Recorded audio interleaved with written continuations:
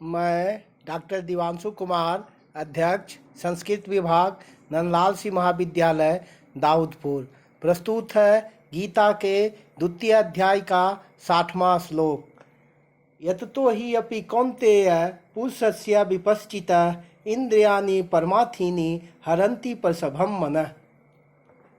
ही कारण की, कौन्तेय हे कुंती पुत्र, हे कुंती नंदन अर्जुन, यततः यत्न करते हुए, विपश्चितः विद्वान, पुरुषस्य मनुष्य की, अपि भी, परमार्थीनि प्रयत्नशील, इंद्रियानि इंद्रियां, मन उसके मन को, प्रसभम बलपूर्वक, हरंती हर लेती है।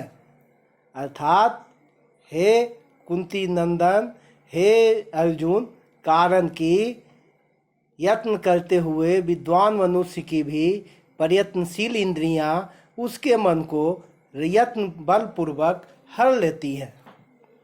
यततो ही अपि कौन्तेय पुरुषस्य विपश्चितः इंद्रियाणि परमार्थीनि हरन्ति प्रसभं मनः।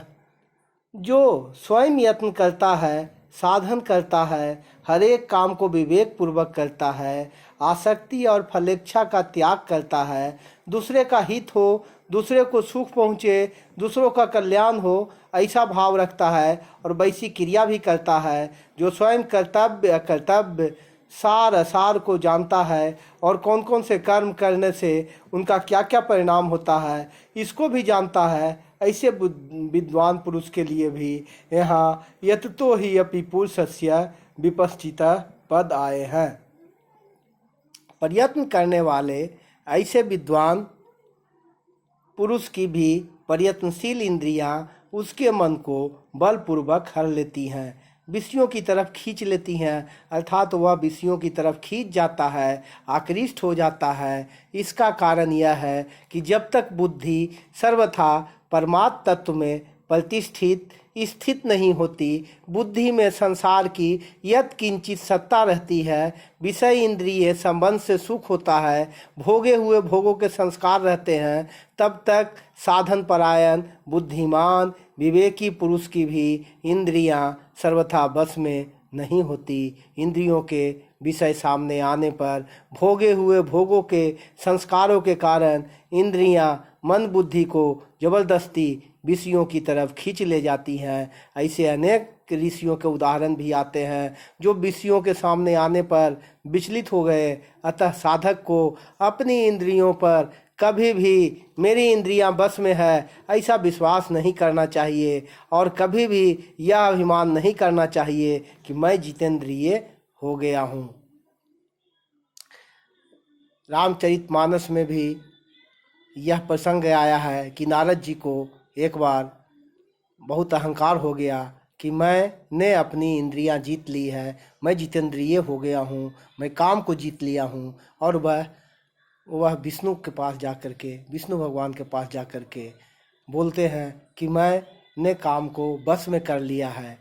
विष्णु भगवान मुस्कुरा कर रह जाते हैं और जब वह लौटने लगते हैं, वहाँ से विष्णु लोक से लौटते हैं, तो रास्ते में एक विष्णु भगवान की माया से, भगवान की माया से एक स्वयंवर का विधान रचा जाता है और स्वयंवर में एक अपूर्व सुंदरी स्त्री वरमाला लेकर के खड़ी है। अनेक राजा वहाँ पधारे हुए हैं। नारद जी जाकर के जब उस स्वयंवर में ब्याही जाने वाली स्त्री का हाथ देखते हैं तो देखते हैं कि यह त्रिलोक का, जो इससे शादी करेगा वह त्रिलोक का राजा होगा। अब नारद जी की इंद्रियां खींची चली जाती हैं और वह स्वयं चाहते हैं कि उस स्त्री से मेरी शादी हो जाए। और ऐसी स्थिति में वे विष्णु के पास फिर जाते हैं और कहते हैं, हे प्रभु, मुझे आप अपने वाला रूप लावण्य दे दीजिए, अर्थात मुझे हरि का रूप प्रदान कीजिए। श्री विष्णु भगवान कहते हैं तथास्तु। और इस प्रकार से नारद जी फिर स्वयंवर के जगह में पहुंच जाते हैं और वह यह समझकर कि मैं तो सबसे ज़्यादा सुंदर, सर्वांग सुंदर और सबसे ज़्यादा अच्छा हो गया हूँ, अतः इन सभी के बीच में मुझे जो है सो वर में मुझे ही चुना जाएगा।